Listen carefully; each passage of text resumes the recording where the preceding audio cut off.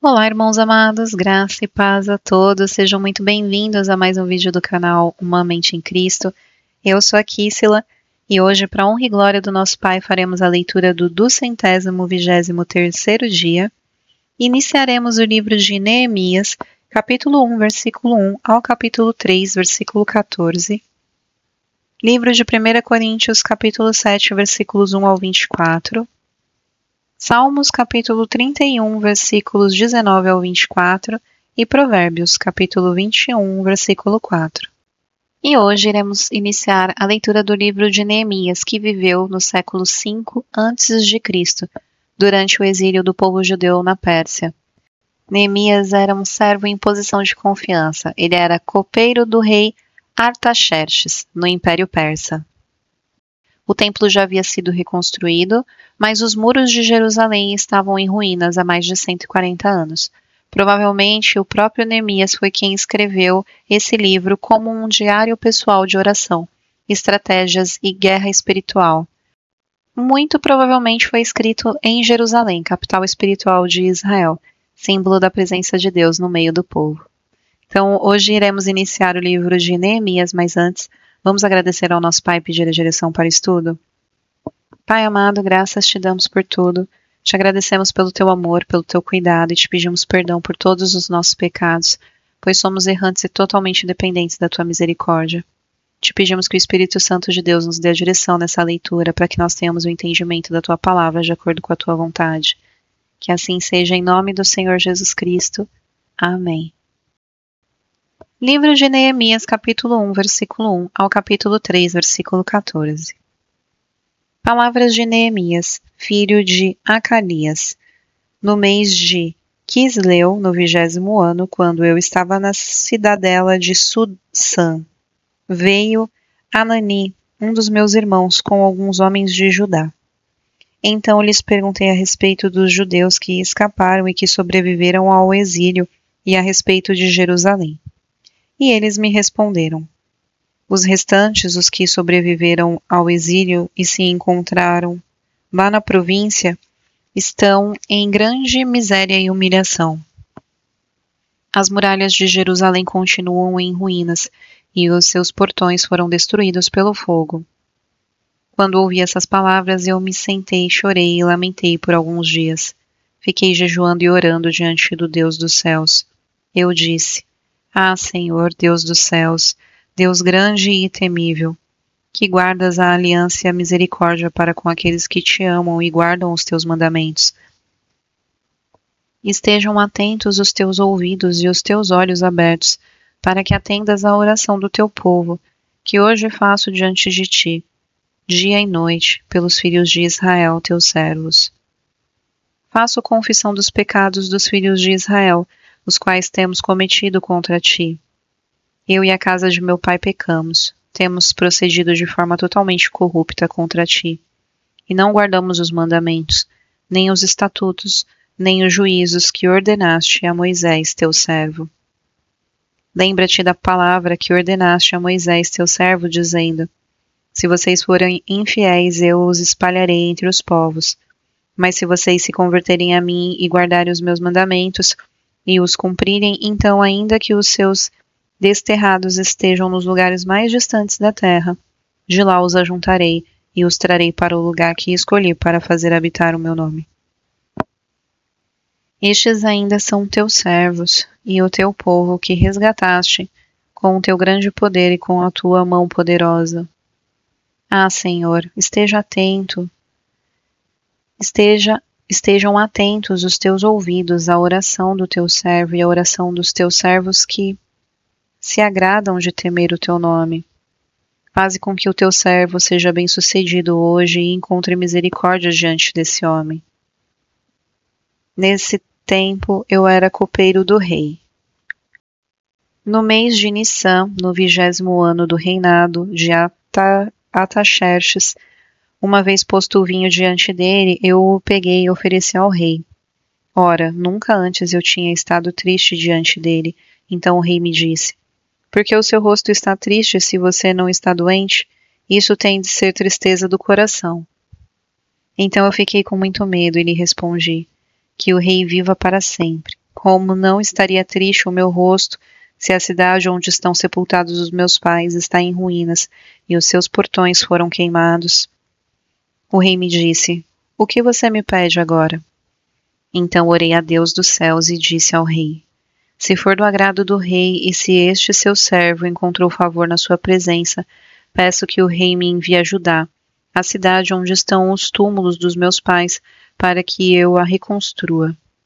Então o rei, que tinha a rainha sentada ao seu lado, me perguntou: Quanto vai durar a sua ausência? Quando você voltará? Marquei certo prazo e o rei se deu por satisfeito e me deixou ir. Eu ainda disse ao rei: Se for do agrado do rei, que ele me dê cartas para os governadores da região do outro lado do Eufrates, para que me permitam passar e entrar em Judá.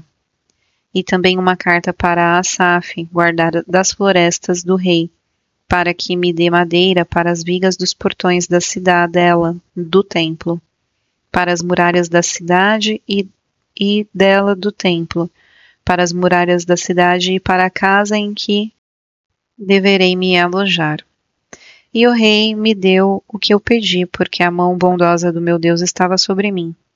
Então fui aos governadores da região do outro lado do Eufrates e lhes entreguei as cartas do rei.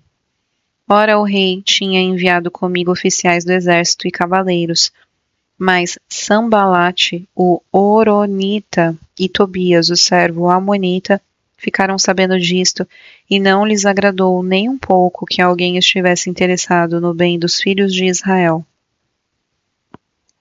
Então cheguei a Jerusalém.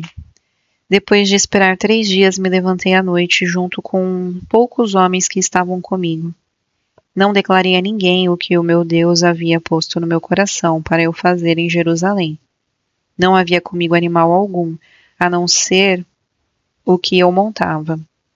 De noite saí pelo portão do vale em direção à fonte do dragão e ao portão do montouro, e inspecionei as muralhas de Jerusalém que estavam em ruínas, e cujos portões tinham sido destruídos pelo fogo. Passei ao portão da fonte e ao tanque do rei, mas não havia lugar por onde o animal que eu montava pudesse passar. Subi à noite pelo vale, sempre inspecionando as muralhas. Voltei, entrei pelo portão do vale e fui para casa. Os magistrados não sabiam aonde eu tinha ido nem o que tinha feito, pois até ali eu não havia declarado coisa alguma, nem aos judeus, nem aos sacerdotes, nem aos nobres, nem aos magistrados, nem aos demais que iriam fazer a obra. Então eu lhes disse: Vocês estão vendo a miséria em que nós estamos? Jerusalém em ruínas e os seus portões destruídos pelo fogo. Venham, vamos reconstruir as muralhas de Jerusalém para nos livrarmos desta vergonha. E lhes declarei como a mão bondosa do meu Deus havia estado sobre mim, e também as palavras que o rei me havia falado. Então disseram: Vamos nos preparar e começar a reconstrução. Então se prepararam para fazer esta boa obra. Porém, quando Sambalate, o Horonita, Tobias, o servo amonita, e um árabe chamado Gesem souberam disso, zombaram de nós e nos desprezaram, dizendo: O que é isso que vocês estão fazendo? Querem se rebelar contra o rei? Então lhes respondi: O Deus dos céus é quem fará com que sejamos bem-sucedidos. Nós, seus servos, vamos nos preparar e começar a reconstrução. Mas vocês não têm parte nem direito, nem um memorial em Jerusalém. Então o sumo sacerdote Eliacibe se levantou com os seus irmãos, os sacerdotes, e reconstruíram o portão das ovelhas. Eles o consagraram, colocaram os portões no seu lugar e continuaram a reconstrução até a torre do Sem e a torre de Ananel. Ao lado dele trabalharam os homens de Jericó, e ao lado deles Zacur, filho de Imri. Os filhos de Asenaá reconstruíram o portão dos peixes, colocaram as vigas e os portões nos seus lugares, como os seus ferrolhos e as trancas. Ao lado deles, quem fez os reparos foi Meremote, filho de Urias, filho de Cós, e ao lado deste, Mesulão, filho de Berequias, filho de Messezabel. Ao lado deste, Zadok, filho de Baaná, fez os reparos. Ao lado destes, trabalharam os tecoitas, mas os seus nobres não se sujeitaram ao serviço do seu senhor. Joiada, filho de Passeia, e Mesulão, filho de Besodias, repararam o portão velho, colocaram as vigas e os portões nos seus lugares, com os seus ferrolhos e as trancas. Ao lado deles trabalharam Melatias, Gibeonita e Jadom, Meronotita, homens de Gibeão e de Mispa, que pertenciam ao domínio do governador de além do Eufrates. Ao seu lado, quem fez os reparos foi Uziel, filho de Araías. Um dos ourives, ao lado dele, Ananias, um dos perfumistas. Eles restauraram Jerusalém até a muralha larga. Ao lado destes trabalhou Refaías, filho de Ur, governador de metade do distrito de Jerusalém.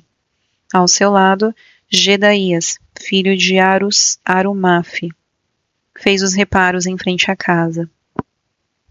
E ao seu lado, Atos, filho de Assabinéias, fez os reparos. Malquias, filho de Arim, e Assub, filho de Pate e Moabe, repararam o trecho seguinte e a torre dos fornos. Ao lado dele, quem fez os reparos foi Salum, filho de Aloés, governador da outra metade do distrito de Jerusalém, ele e as suas filhas. Anum e os moradores de Zanoa repararam os portões do vale. Eles o reconstruíram, colocaram os portões no seu lugar, com os seus ferrolhos e as trancas, e ainda consertaram 500 metros da muralha, até o portão do monturo. O portão do monturo foi reparado por Malquias, filho de Recabe, governador do distrito de Bet-Aquerem. Ele o reconstruiu, colocou os portões no seu lugar, com os seus ferrolhos e as trancas.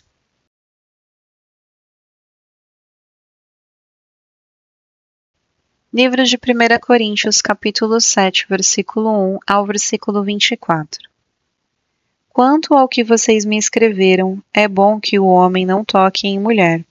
Digo que, por causa da imoralidade, cada homem tem a sua esposa, e cada mulher tem o seu próprio marido. Que o marido conceda à sua esposa o que lhe é devido, e também de igual modo a esposa ao seu marido. A esposa não tem poder sobre o seu próprio corpo, e sim o marido. E também, de igual modo, o marido não tem poder sobre o seu próprio corpo, e sim a esposa. Não se privem um ao outro, a não ser por mútuo consentimento, por algum tempo para se dedicarem à oração. Depois retomem a vida conjugal, para que Satanás não tente vocês por não terem domínio próprio. E digo isto como concessão e não como mandamento. Gostaria que todos os homens fossem como eu. No entanto, cada um tem de Deus o seu próprio dom, um, na verdade, de um modo, outro de outro. E aos solteiros e às viúvas, digo que lhes seria bom se permanecessem no estado em que também eu vivo, mas, se não conseguem se dominar, que se casem, porque é melhor casar do que arder em desejos. Aos casados ordeno, não eu, mas o Senhor, que a mulher não se separe do marido. Mas se ela se separar, que não se case de novo, ou que se reconcilie com seu marido, e que o marido não se divorcie da sua esposa. Aos outros digo eu, não o Senhor. Se algum irmão estiver casado com uma mulher não crente, e esta concordar em morar com ele, não se divorcie dela. E se uma mulher estiver casada com um homem não crente, e este concordar em viver com ela, que ela não se divorcie do marido, porque o marido não crente é santificado no convívio da esposa, e a esposa não crente é santificada no convívio do marido crente.